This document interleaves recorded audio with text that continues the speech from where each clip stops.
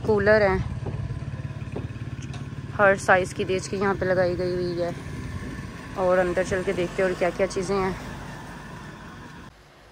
एक इंग्लिश की कहावत है कि जब कोई शख्स आपको पसंद नहीं करता तो वो दूसरे और लोगों के साथ मिलकर एक टीम बनाता है जो आपको पसंद नहीं करते, और वो तमाम लोग आपस में एक दूसरे को जानते तक नहीं, लेकिन सिर्फ इस वजह से इकट्ठे हो जाते हैं क्योंकि वो सब आपके ख़िलाफ़ है। अब आप अंदाज़ा लगाएं कि आप कितने ताकतवर हैं। कोई ऐसा काम, कोई ऐसा प्रोफेशन नहीं है जिसमें कंपटीशन ना हो। कंपटीशन के बगैर जो है ना, आप कभी जीत ही नहीं सकते। आप दूसरे से अपने आप को बेहतर साबित कर ही नहीं सकते। मैं कहती हूँ कंपटीशन होना चाहिए। कोई भी कारोबार है, कोई भी फील्ड है, उसमें कंपटीशन होना चाहिए। जब तक कंपटीशन नहीं होता हम कामयाब नहीं होते, हम बड़े नहीं बनते, हम दूसरे से अपने आप को बेहतर इम्प्रूव नहीं करते। लेकिन हसद नहीं होना चाहिए, बुग़्ज़ नहीं होना चाहिए, एक दूसरे को नीचे गिराने की साजिशें नहीं होनी चाहिए। यकीन करें, मैंने देखा है कि हम अभी वो चीज़ सोच रहे होते हैं या हम वो चीज़ अपने बहुत करीबी से हम शेयर कर रहे होते हैं या हम वैसे ही बैठे डिस्कस कर रहे होते हैं, और हमारे आसपास ही वो लोग जो हमें ज़ाहिर करते हैं कि वो हमारे अपने हैं, हमारे अंदर की बातें वो जान लेते हैं, और अभी हमने वो चीज़ शुरू नहीं की होती कि सामने वाला वो करके बैठ जाता है। तो मैं समझती हूँ कि वो कंपटीशन नहीं है, वो एक हसद है, वो एक जलन है कि फ़लाँ बंदा ये काम कर रहा है तो मैं क्यों नहीं। भाई करो, किसने आपको रोका है, लेकिन उस बंदे से पहले आप करो।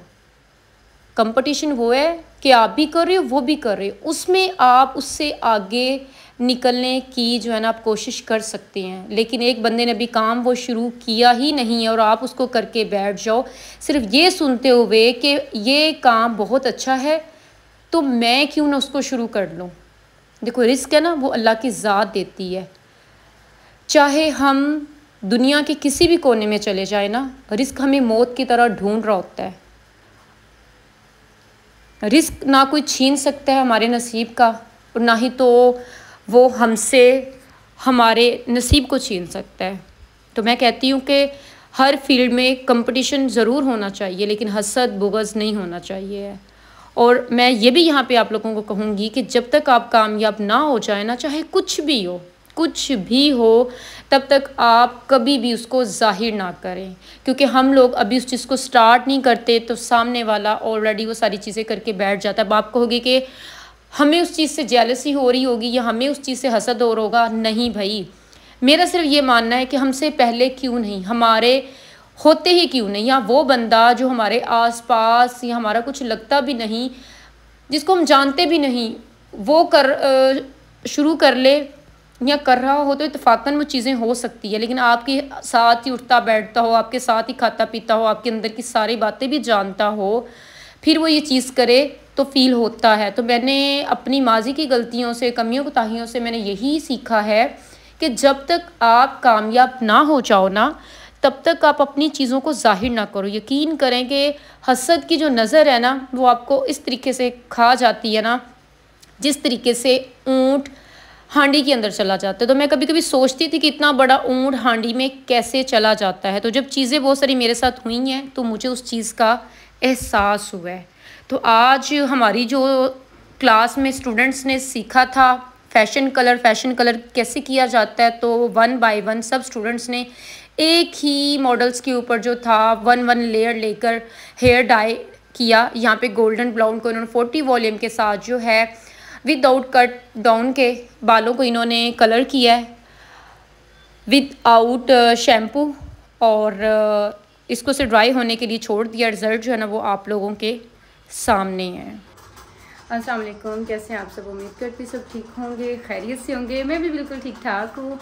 हमारी क्लास का जैसे ही इख्तिताम हुआ तो मैंने कहा कि हम मार्केट का करते रुख, क्योंकि कुछ दिन बाद जो ईद भी आने वाली है, ईद की जो है वो भी तैयारी करनी है, कुछ घर का जो सामान थोड़ा ग्रोस वगैरह करने का वो भी लेकर आना है, सब्जियां ख़त्म हो चुकी हुई हैं वो भी लेकर आनी है।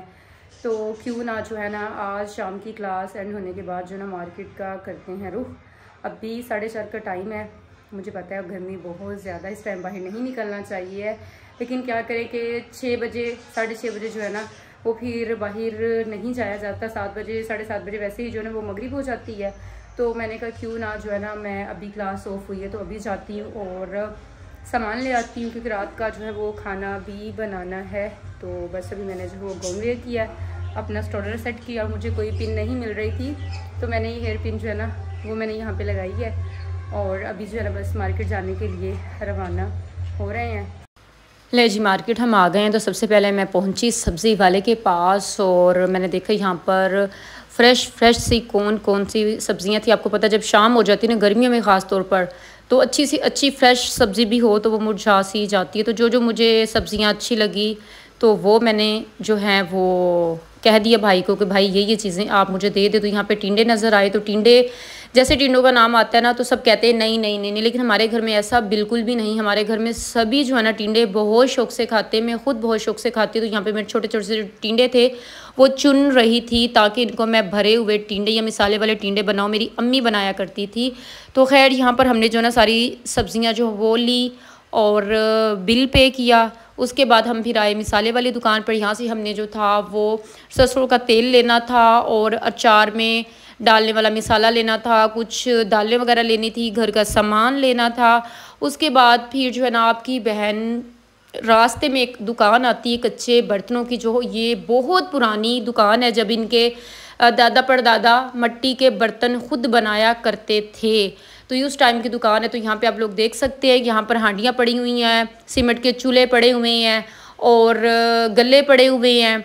और बाकी अंदर चलते हैं, शॉप में चल के देखते हैं कि और इनके पास क्या क्या। इनके पास काफ़ी अच्छी जो वैरायटी थी मट्टी के बर्तनों की, जो मैं ऑनलाइन देखा करती थी वो सब इनके पास मौजूद थी। और मैं वहाँ क्या लेने के लिए गई थी वो भी मैं आपके साथ जो है आगे चलकर शेयर करने वाली। तो यहाँ पर बेल्स देखिए कितनी खूबसूरत लग रही है। आप इसको अपने टेरेस पे लगाएं, बालकनी में लगाएं, इसके अंदर लाइट्स भी लग जाती है और ये कलर भी हो जाती है। ये रही हमारी ग्रोसरी और ये मैंने दिया घड़ा और ये वाले जो मैंने लिए हैं ना ये प्लेटें, ये तो घड़े का है ढक्कन है। मैंने घड़े में ठंडा पानी पिया करेंगे। और ये वाली मैंने प्लेटें ली हैं पार्क में रखने के लिए। इसमें जो है दाना और पानी वो हम डालेंगे। और एक मैंने ली यहाँ पे ये मट्टी की जो है छोटी सी देज की, और एक मैंने ये ली है प्लेट, ठीक है, छोटी सी। और बाकी ये सारी सब्जियां वगैरह ली हैं, लहसुन प्याज अदरक मिर्चें लीमू। और ये आते हुए मैंने लिए फालसे, क्योंकि गर्मी बहुत ज़्यादा है और इस गर्मी का जो तोड़ है ना वो फालसे की जूस में ही है। बस फिर अब इन चीज़ों को लगाते हैं ठिकाने। सारा सामान जो है वो अपनी जगहों पे रखने के बाद मैंने जो है वो काटे लीमू और साथ ही मैंने काटी मिर्चें। लेकिन यहाँ पे आप लोगों को मैं बता दूँ कि लीमू और मिर्चों को जो है वो पहले मैंने धो लिया था, इसको खुश्क कर लिया था ताकि इसके अंदर जो है ना नमी वगैरह ना रह जाए। और उसके बाद जो मैं अचार मिसाला लेकर आई थी उसको अच्छे तरीके से लीमू और मिर्चों दोनों में जो मैं लगा दूँगी। आपको मैंने अपनी कुछ दिन पहले वाली वीडियो में बताया था कि मैंने जो है ना वो आम का अचार डाला था। तो आम का अचार अल्हम्दुलिल्लाह बनकर जो है ना काफ़ी अच्छा तैयार हो चुका हुआ है। तो मैंने कल लगे हाथों इसके अंदर जो ना लीमू मिर्चें भी जो है ना वो डाल दी जाएं। और हाँ, यहाँ पे मुझे याद आया कि मैं लसूड़े भी लेकर आई थी। लसूड़े मुझे बहुत ज़्यादा पसंद है तो मैंने बहुत ज़्यादा नहीं लिए, बस वो भी मैंने 1 kg ही लिए, क्योंकि लसूड़ों का जो एक्सपीरियंस है मेरा कोई नहीं। तो फर्स्ट टाइम मैं इन चारों चीज़ों का जो अचार है ना वो मैं बना रही हूँ। मोस्टली ना मैं सब्ज़ मिर्चों का और आम का अचार बनाती थी, लीमू और लसूड़ों का जो अचार है फ़र्स्ट टाइम मैं बना रही हूँ। और मैं डरी हुई भी बहुत ज़्यादा हूँ कि अल्लाह करे कि मैं कामयाब हो जाऊँ, क्योंकि 5-6 हज़ार से ज़्यादा ख़र्चा हो जाता है आज के दौर में भी। अचार का कहने को अचार है, लेकिन अचार जो मैं कहती हूँ कि आज की महंगाई में ना घर में ज़रूर बना के रखना चाहिए। 4-6 महीने या 1 साल आराम से निकल जाता है। अगर घर में कुछ और भी खाने को ना हो तो कम से कम इंसान अचार के साथ जो है ना वो तो रोटी खाकर सब्र शुक्र के साथ अल्लाह ताला का शुक्र अदा करके जो है ना वो बैठ सकता है। जितनी महंगाई हो गई है ना, यकीन करें कि कुछ समझ नहीं आ रहा कि हमारा मुल्क जो है ना वो किस साइड पे जा रहा है और हमारे बच्चों का आगे जो मुस्तकबिल है ना वो क्या होने वाला है। तो खैर अल्लाह ताला से हम अपने मुल्क की बेहतरी की दुआ ही कर सकते हैं। तो यहाँ पे मैं आप लोगों को अपना अचार दिखा दूँ।